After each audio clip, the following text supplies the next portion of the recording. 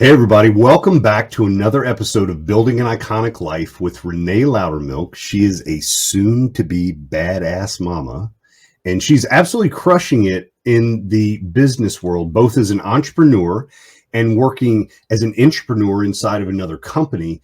And this is an episode that you will not want to miss. I came from the mud. There's dirt on my hands. Welcome to Build an Iconic Life podcast. I'm your host, Kris Whitehead, and this podcast is dedicated to help you build a life with zero regrets by focusing on how you have everything you need to stand up, stand out, and live life on your terms. Let's dive right in. Welcome, Renee. Glad to have you here. I'm excited to be here. Thanks for having me, Kris. Always good to talk to you. Yeah, it's good to talk to you too. So full transparency, Renee is married to my younger brother, Jonathan. She's my sister-in-law, and I've had the opportunity to know them for quite a few years now. And I always knew that you were really smart. Like, that was never a question. But you've also gone through a pretty massive life transformation over the last decade. And all of it is positive, even though some of it was probably like, wow, where are we going and how are we doing it? I've literally watched you put building blocks together to create a life, not just making money, not just having a husband and having children and having animals and all, but literally thoughtfully putting a life together that is by your design, not anyone else's design. And I would love to hear you tell people where you were, where you kind of began with this whole business career coming out of college, and then how you've kind of gotten to where you are now.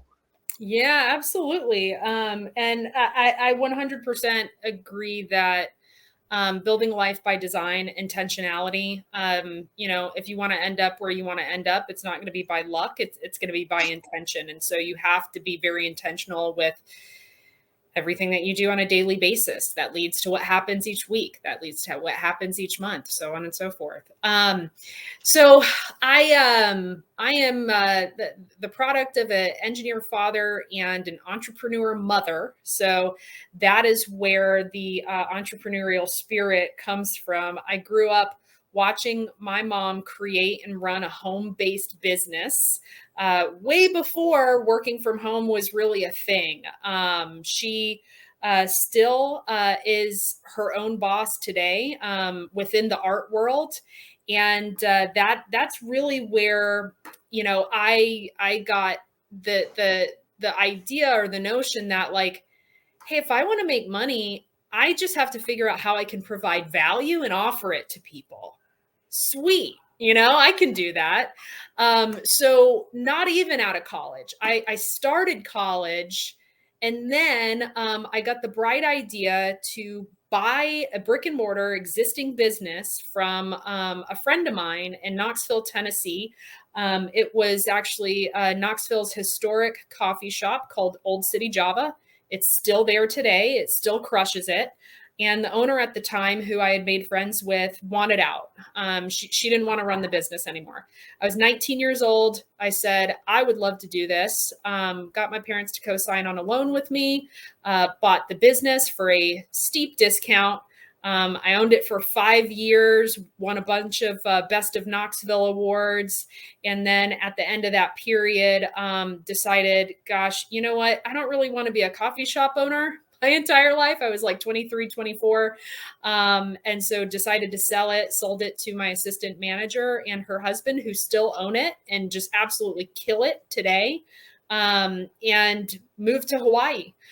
So that was really how I got started in business. And I will tell you, it was a crash course in ownership, which today is my number one core value, that impressed upon me the importance of taking a spirit of ownership into absolutely everything you do, whether you're working for yourself or you're working for someone else. When I met you, you were working inside of corporate America gyms. Mm-hmm. I remember Jonathan being impressed by you. He said, dude, there's this beautiful half Puerto Rican lady, and I'm not sure she's ever going to give me the time of day. And I just remember all of this, but I think what impressed him about you is you had a drive in you that permeates. Like, you get around you, it's like Renee's doing what Renee's doing. That's the way it is. And when you were inside of those gyms, what did you tell us about the experience? You didn't settle at a spot inside of those gyms. You kind of reached the top of the top, in my opinion. Yeah, I think a big part of what runs through all of us, entrepreneurs, is like, we're never satisfied. We never feel like we've arrived. Like, we can always do better. We can always do more. And we get bored really quickly if we're not feeling challenged or excited about what we're doing. It can be our downfall, but it can absolutely be our superpower too. So, I realized I had a knack for training and development when I was a fitness manager. Coming on as a personal trainer is not easy. When you're a personal trainer, you're not coming into a salary. You're not even coming into anything more than maybe 10, 15 hours a week, typically, of minimum wage floor hours, which is what we call it. And so as a fitness manager, you're only successful if you have a team of personal trainers who are making sales, who have clients who are purchasing, re-signing. And so, most adults really aren't going to stick around in a career if they're not making money within 30 days. So I had to figure out, how can I hire and onboard new personal trainers who have never done this before, to be able to go right into acquiring new clients and re-signing clients. And so I developed this onboarding program within the gym that I was running at the time, that was really successful. And I tracked numbers out of it too. I tracked how quickly it took my personal trainers to get up to productivity and how productive they were in terms of monthly revenue that they generated. And I sent that to leadership. I said, hey, here's what I'm doing. Here's why we're crushing it each month. And here's what my program is resulting in. They took notice, had a conversation with one of the people who was in HR and said, I really love this training and development thing. This is what I want to do. And so I'm putting my name in the hat. And lo and behold, we got some new leadership in. I had spoken to them about it too, and they gave me a chance, moved me into a training and development role for the company, where I did everything from, the online creating and building the online university we had, to creating the in-house certification program that we ran our personal trainers through, and being a part of executing that. So that was really, how I navigated it. People don't know what you can do unless you let them know. And people don't know what you want to do unless you let them know. And so, I did a little bit of self-promotion. Yeah, but so many people realize that there's a risk. If you have the freedom to do something and it works, good for you if you're willing to be self-promoting. And that's if you know how, because there's a process there too. And a lot of it comes back to that core value you talked about, by the way, ownership. But there's a dark side to it. If you try something, and even if you have success on a small scale, if you're then invited to do it on a larger scale and it flops, well, guess who the person is going to be blamed for it. So a lot of people aren't willing to step up and be iconic that way, not to use a phrase or to purposely use a phrase. And somehow you turned that mechanism off of doubt and disbelief, and you kept pressing forward. What is it that you believe is the main reason that you kept pressing forward? Because this is nowhere close to the end of the story of your career. This is still like, I'm just getting on the launching pad and you're doing things on a huge level. What do you think that thing is? Maybe I was just lucky to have, parents who really impressed upon me that they believed in me and I could do whatever I wanted to do. But I've never had a lot of self-doubt. I'm not one of those people who sits around and second guesses myself. And maybe part of it is because at that stage in my life, I had been through a lot of crap. I had owned a business at the age of 19, not knowing anything about running a business, walked through that fire, came out, nobody ever comes out unburnt, but came out mostly unscathed and successful. When I was in Hawaii, I was working in the financial industry, and that was when the recession hit.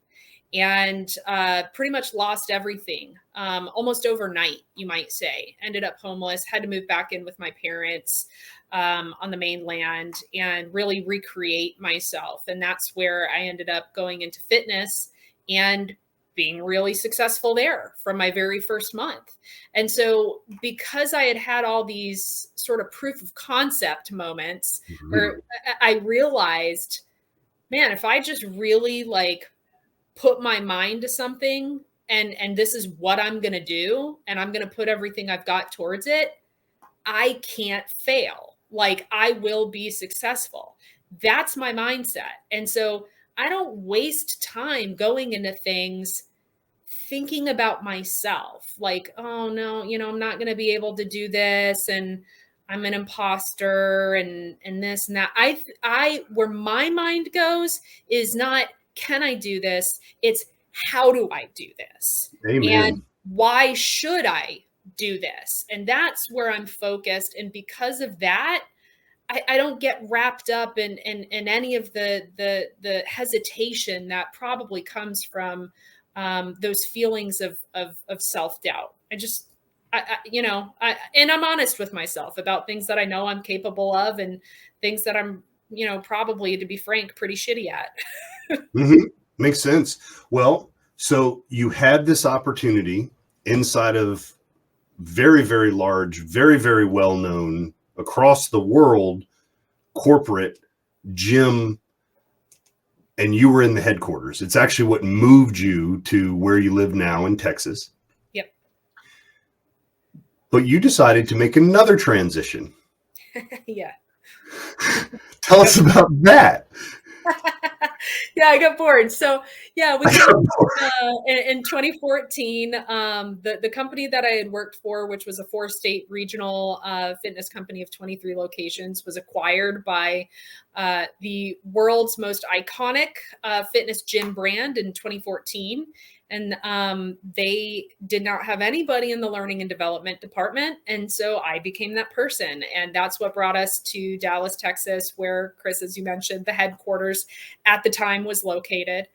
And so I ended up, when I left there, I was the senior director of learning and development, built that online university system, built all the different training programs, for that organization. And at that point, I'd been in the fitness industry for well over 10 years at that point. And I realized, I don't want to get pigeonholed. I know what it is that is my superpower, and that is learning and development. I have a real knack for this.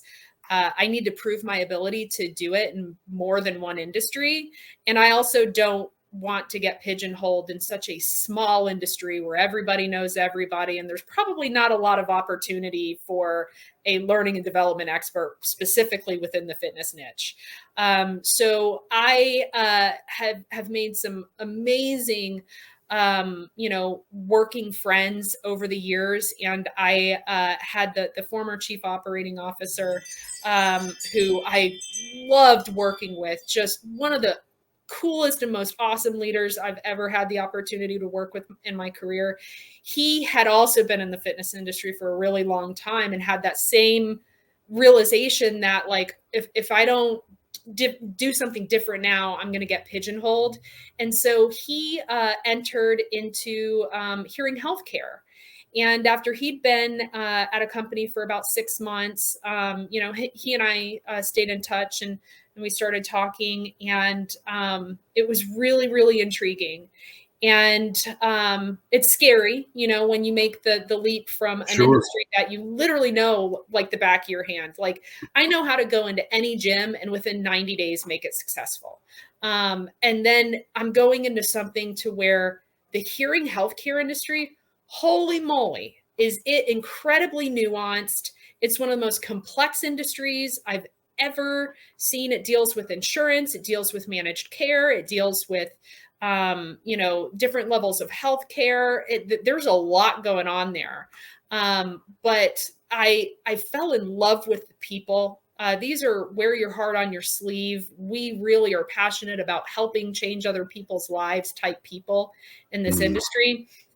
And just loved it and made the leap. I've been in this industry for over 3 years now. You literally never stop learning once you're here, which as a learning and development person, I love learning. So, and I had an amazing entrepreneurial opportunity when I came in here because there was no learning and development team. And I knew that he was going to allow me, as the president of this company, he was going to allow me to build it from the ground up. And so I was able to build the entire learning and development program and team from the ground up to create something that I really felt was a best-in-class team, a best-in-class program. We've done so. We've won awards now. We actually just entered 2 new award competitions that are international award competitions that are going to be coming up here real soon. So it's been a really, really awesome transition. And it's just, once you're in more than one industry, it really helps you sharpen your teeth in terms of your business acumen. You start to see what's the same and what's different, and those common threads of what creates a successful business versus what are the things that can lead to a business's downfall. So it's been an amazing education for me. So just as a quick recap, a young lady decides, well, what the hell, I'm just going to buy this business. Yeah. Crashes and burns, not because of the business, but because of life. It happens. You're young. You'd never been through a recession. So how do you know how to, navigate it? You're fortunate enough to have people in your life, your parents, that allow you to come back, recenter, refocus. And it doesn't take very long for that heartbeat to start beating inside of you again. And you go into a completely different industry. You know nothing about it. You find success. You then find the top of that industry. You then go, oh, I don't want to be pigeonholed because it's not a job. This is my life. Mm-hmm. Through the alignments that you have, which is something I speak about all the time. Alignment is greater than assignment. I am, and a little bit about my story too. Like, after 20 years of trying to build businesses on my own with hundreds of employees hired and fired, I wasn't focusing on core value alignment at all.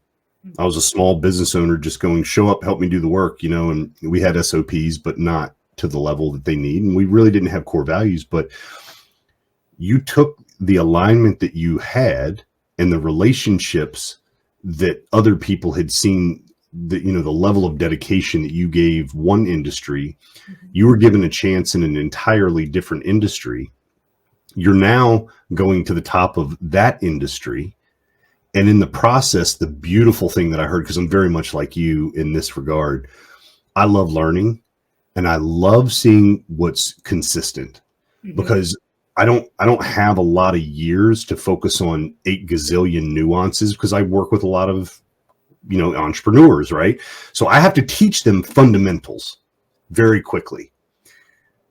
You have now been able to see at the highest levels, I mean, millions, dare say billions of dollars flowing through what you're doing.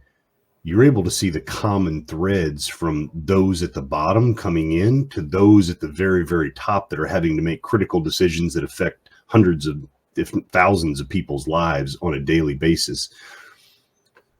What is that leading to? What are you doing now? Where are you going with this thing? You know, I really trying to refine, you know, within the existing business, but also starting a new business underneath Of the course parent you are. of this business. So you know, you just, once you're in, you just see where the opportunities are, and you just go where those opportunities are. And so, you know, where my attention has now focused is, you know, I've been able to create this infrastructure that has a really, you know, it's really set up and running. Like I've got an all-star team.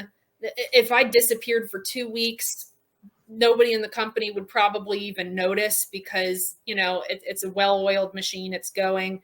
People are getting onboarded effectively. They're getting up to productivity. They're getting the continuing education that they need and all the support they need to be able to perform as well as possible. And so I've been able to kind of extract myself out of the main business now and focus on our number one opportunity as a company, which we have a massive talent shortage. People do not know about hearing healthcare, and they don't know about the careers within hearing healthcare. And because of that, we struggle to find enough hearing healthcare providers to staff our clinics. We have over 700 clinics nationwide. You know, being a hearing healthcare provider is one of the greatest careers that no one knows about.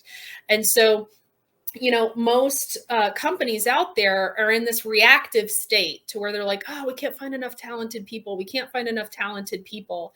And they never solve the problem. I came up with a business plan that solves the problem by creating the talent. And that is an online career school that creates licensed hearing instrument specialists, which can help to staff a lot of our clinics. And so that is something that I've been in the process of planning. The parent company fully funded us to make this happen, wrote the business plan, gave some presentations, got the funding, got the go ahead. And we actually go live tomorrow with our very first open enrollment period ever.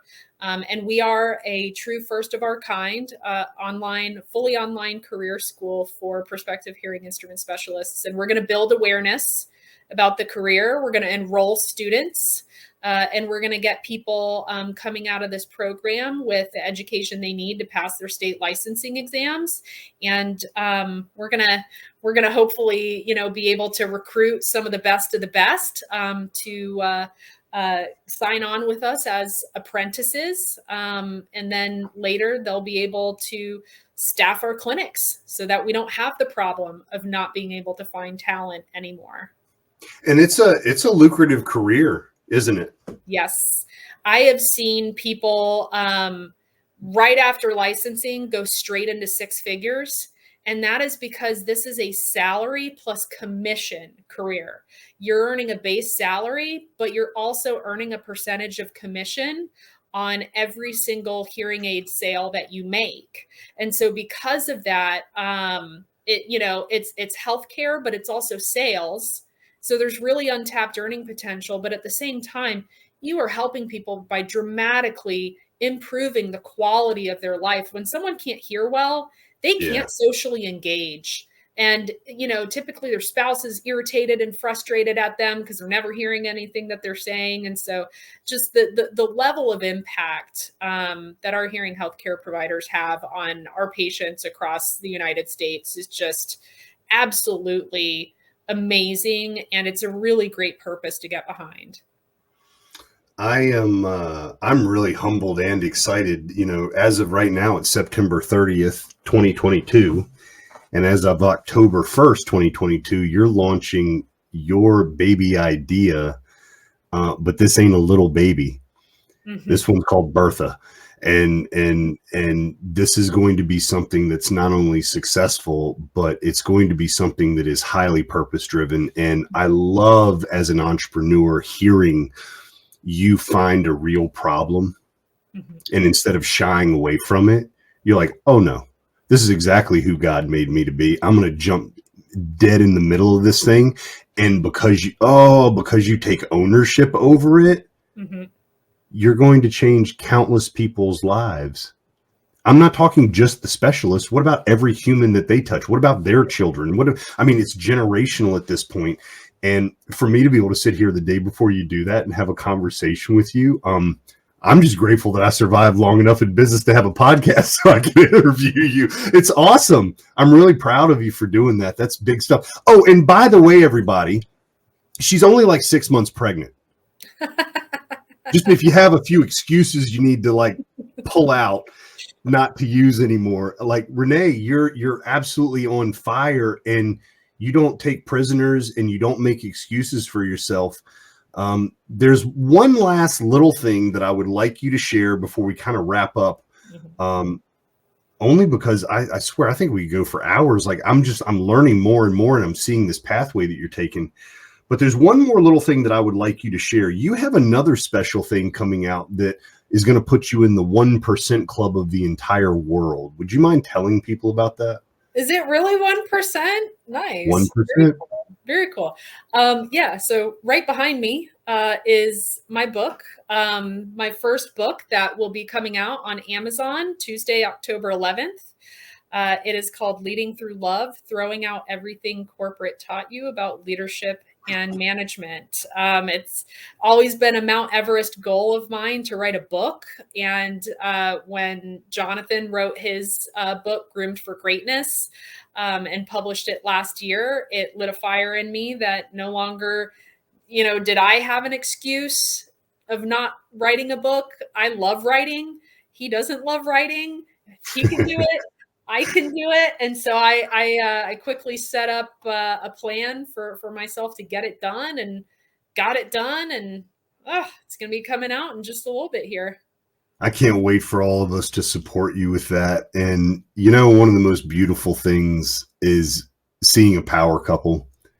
And it's because individually, each of you have taken your lives and the purpose behind them extremely seriously. But then you decided to come together because you not only felt the spark, but you just have fanned a flame, and you're getting ready to add a brand new member to your family. As an uncle, I'm over. I don't want to talk about it too much. I get kind of emotional about it, but I'm really overjoyed about that. More importantly, I'm just really grateful that you're down for the mission. That's what I'm grateful for. We need more people that aren't just focused on the dollar bills and what they get out of it. We need people that truly care about making the world a better place and being willing to be intentional with their time while they're here to do so. This is what the podcast is all about. It's what Iconic is all about. It's highlighting and showcasing people to encourage the next group to take a chance on themselves. And throughout you communicating here for the last half an hour, all I've heard you do is say, why not me? Why not me?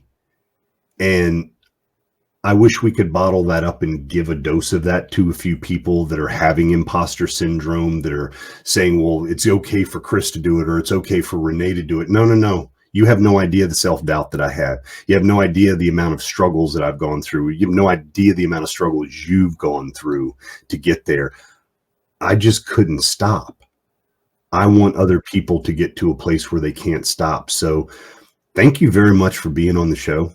Really, really appreciate you being here.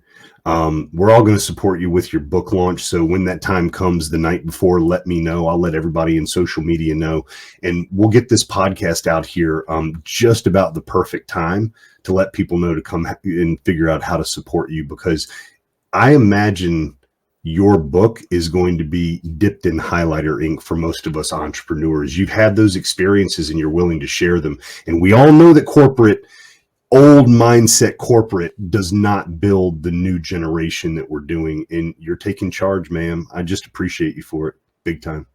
Absolutely. Thank you so much, Kris. I can't wait, and I really, really appreciate all the support. Yeah, you're very, very welcome. We'll get you out there. Take care, everybody. Have a great day. I came from the mud. There's dirt on my hands. Strong like a tree. There's roots where I stand. Hey, friend, if you enjoyed listening to this podcast, please leave a review and subscribe to catch future casts. If you really enjoyed this episode, make sure you share it so others can benefit from it as well. I'll see you in the trenches.